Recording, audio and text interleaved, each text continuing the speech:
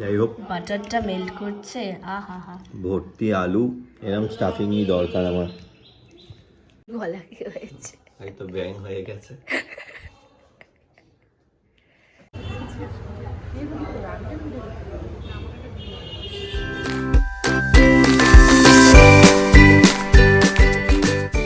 Hello everyone, welcome back to our channel the insider story. তো আজকের আমরা কোথায় যাচ্ছি? আমার মাস্তাতো দিদির অ্যানিভার্সারি, 10th ইয়ার অ্যানিভার্সারি সেলিব্রেশন আছে, তো সেখানে যাচ্ছি। রাত 10টার সময় যাচ্ছি আমরা। তো অফিস থেকে এসছি আমি তখন প্রায় রাত 15টা। আর দীপকেরও আজকে কালকে যে রোববার যে ক্লাসটা থাকে সেই ক্লাসটা আজকে ছিল। তো ক্লাস করে আমাকে অফিস থেকে পিক করে নিয়ে তারপরে আমরা এখানে এসেছি। তারপরে আমি একটু ল্যাদ খাচ্ছিলাম আর আমার শরীর আর দিচ্ছে না, শরীর খুব খারাপ। না, কোনো খারাপ নেই, দেখে তো দেখে মনে হচ্ছে। গলার লোকে শুনে বুঝতে পারবে, না আমার পুরো মনে ভেঙে গেছে। আমি গিফট র‍্যাপ করেছি, সব করেছি। হ্যাঁ, তো চলো এখন যাওয়া যাক। জামাই আর শাশুড়ি মিলে এই যে গিফট র্যাপিং চলছে, মন দিয়ে ঠিক করে কর। আমি করছি, তুই তো বসে আছিস। আমার শরীরটা ভালো না, আমার গলাটা শুনেছিস তো, পুরো ব্যাঙের মতো। সব মিথ্যে মিথ্যে শরীর খারাপ। তোর একটু লজ্জা করে না, একটু দয়া মায়া নেই আমার উপর? শরীর খারাপ হলে দয়া মায়া দেখায় মানুষ। হচ্ছে আর কতক্ষণ? টেনে টুনে কোনো মতে র্যাপিং করা হচ্ছে, পারা যাচ্ছে না। গিফট বড় হয়ে গেছে, গিফট র্যাপিং পেপার ছোট হয়ে গেছে। কি যে বলবো, কিছু বলার নেই। মানে হোয়াটসঅ্যাপ করে, এদিকে হোয়াটসঅ্যাপে গ্রুপের মেসেজ আমাকে জিজ্ঞাসা করছে, আমি কি করে দেখতে পারবো নাকি? গ্রুপের কথা আমার খেয়াল নেই। হ্যাঁ, এই যে সব শীতে আমরা মাথা, এমন কিছু ঠান্ডা নেই কিন্তু আমরা মাথায় এরকম পেঁচিয়ে যাচ্ছি। আর এদিকে যে হিম্যান আমাদের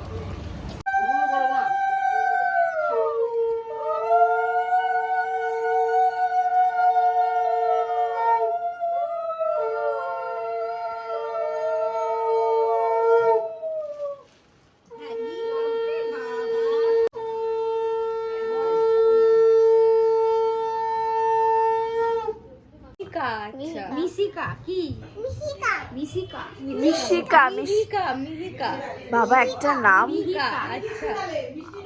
একটা নামের পিছনে কত কিছু করা হলো। সেন নাকি শ্রেয়াংশ নাকি একটা বললো। না না না শান। আর কে ফ্রেন্ড আছে? ওই সুস্মিতা আর চারটা ফ্রেন্ড আছে, আর ফ্রেন্ড আছে নিকুলে। আর ফ্রেন্ড আসেনি স্কুলে কেন?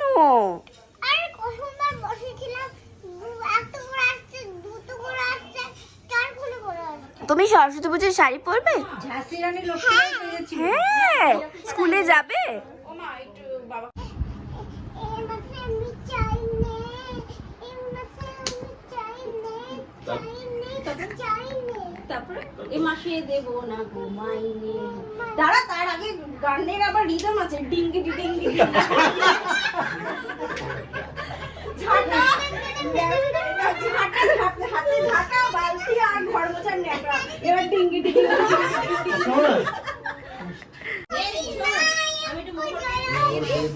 চারজনকে বসা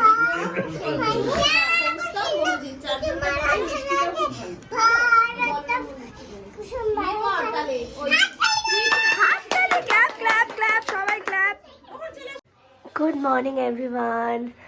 কাল রাত 1টায় বাড়িতে ফিরেছি, অনেক রাত হয়ে গেছিল, তাই জন্য আজকের বেশ ভালো করে ঘুমালাম। কটা বাজে? 11টা বাজে। একটা দিনই ছুটি পেয়েছি, নাহলে অন্যদিন তো পড়া থাকে। আজকে সরস্বতী পুজোর জন্য ছুটি, অনেকক্ষণ ঘুমালাম। ঘুম থেকে উঠে এই কফি নিচ্ছি, তারপর ব্রেকফাস্ট আছে, দারুণ ব্রেকফাস্ট খেয়ে বাড়ি যাব। আর বউয়ের গলা কি হয়েছে? হ্যাঁ, বউয়ের গলা কি হয়েছে? এই তো ব্যাং হয়ে গেছে।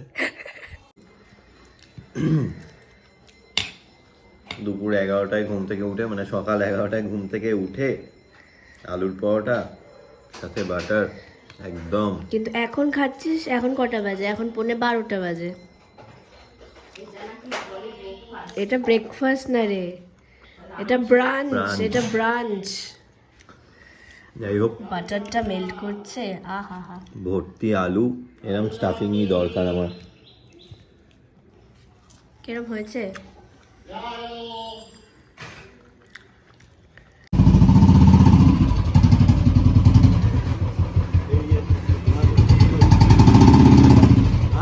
হ্যাঁ, সাবধানে যাও।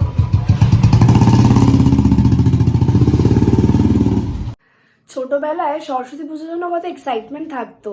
প্রায় 1-1.5 মাস আগে শাড়ি কেনা, ম্যাচিং তার সাথে ব্লাউজ বানানো।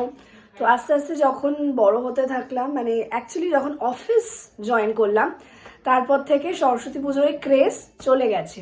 তো এই বছর যেরকম একদমই মানে সরস্বতী পুজো ওই ফিলটাই ভেতর থেকে আসছে না, কারণ মানে বাড়ি থেকেও বেরোয়নি, ঠাকুরের দর্শনও হয়নি। আর যেহেতু এবার একটু বেলায় লেগেছে পুজো, সেরকমভাবে সকাল সকাল ওই কাসর শাক ওইসব আওয়াজও পাওয়া যাচ্ছে না। তাহলে মনটা একটু খারাপ লাগছে, সরস্বতী পুজো একটু ঠাকুরের যদি মায়ের মুখটা দর্শন না করতে পারি কেরম একটা লাগছে। তো একটু বেরিয়েছিলাম, বেরিয়ে পাড়ার আমাদের পুরনো পাড়ার ঠাকুর আরও 1-2টো ঠাকুর ছোট মানে দেখে এই বাড়িতে আসলাম। তো দেখে একটু ভালো লাগলো মনটা, নয়তো মানে সরস্বতী পুজো একদমই ঠাকুরের দর্শন হবে না, সেটা কি করে হতে পারে।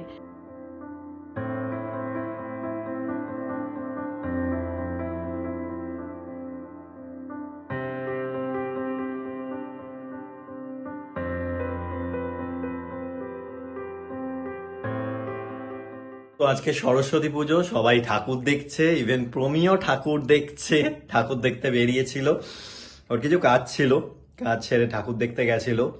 আর আমি কি করেছি, আমি সকালবেলায় একটু দেরি করে ঘুম থেকে উঠেছি, ঘুম থেকে উঠে এই বাড়িতে এসছি, এসে খেয়ে দিয়ে আবার ঘুমিয়েছি, ঘুম থেকে উঠে ফ্যাক্টরির কাজ সেরেছি, সেরে এই বাড়ি আসলাম। এখন নিজের কিছু পড়াশোনা আছে, সেগুলো করব, করে খেয়ে দিয়ে আবার ঘুমোবো। এইভাবেই আমার দিন কাটলো। তো আজকের মতো ব্লগটা এখানেই শেষ করছি, দেখা হচ্ছে পরের ব্লগে। টাটা।